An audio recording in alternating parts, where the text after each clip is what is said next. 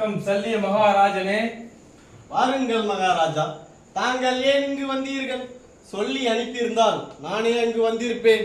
சல்லிய ராஜனே, நீர் நிறத்தை உடைய கார்மேக நிறத்தை வெண்மை என்று சொல்லும்படியாகிய கருத்த திருமேனி பொருத்திய திருத்தகு கண்ணன் என் எதிரிகளாகிய பாண்டவர்களை ரட்சித்து காக்கிறானே, அதுபோல் நீயும் எம்மை ரட்சித்து காக்க வேண்டிய பொறுப்பு உம்முடையது.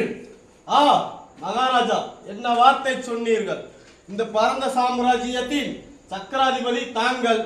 தங்களின் நிழலில் வாழ்கிறேன். அப்படி இருக்க நான் தங்களை ரட்சிக்க வேண்டுமா? இது என்ன கொடுமை! அரசே, எனக்கு ஒன்றும் புரியவில்லை. சற்று விளக்கமாக சொல்லுங்கள்.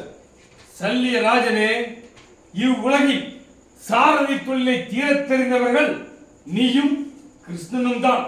அந்த மாயன் என் எதிரியாகிய அர்ஜுனனுக்கு ரதம் செலுத்தும் சாரதியாக இருக்கிறான். அதுபோல் நீயும் இன்றொரு நாள் மட்டும் எனது நண்பன் கர்ண மகாராஜனுக்கு சாரதியாக செல்ல வேண்டும். மன்னா, என்ன கூறினீர்கள்? நான் தேரோட்டும் சாரதியாக செல்ல வேண்டுமா? அதுவும் ஒரு சாதாரண தேர்ப்பாகனின் மகன் கர்ணனுக்கு நான் தேரோட்ட வேண்டுமா? நான் மத்திர தேசத்து மன்னன் என்பதை மறந்து விட்டீர்களா? மறக்கவில்லை சல்லியராஜனே. நீ மத்திர தேசத்து மன்னன் மட்டுமல்ல, சாரதி என்னும் சமத்துவத்தை கற்ற சகலகலா வல்லவர் என்பதையும் நான் மறக்கவில்லை. அப்படி இருந்துமா என்னை அந்த சாதாரண தேர்ப்பாகனின் மகன் கர்ணனுக்கு தேரோட்ட சொல்கிறீர்கள்?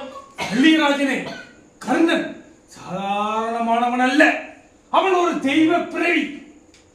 சாரதி தொழிலை சாதாரணம் என்று எண்ணி விடாதே.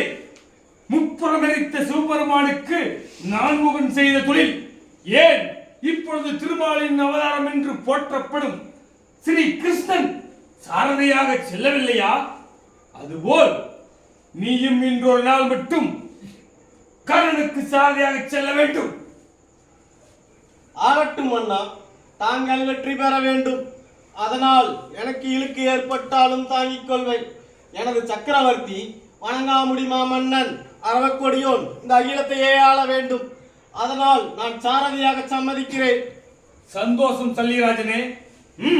இப்பொழுதே போருக்கு புறப்பட தயாராகுங்கள். வேற ஒன்று விட்டுட்டேன்.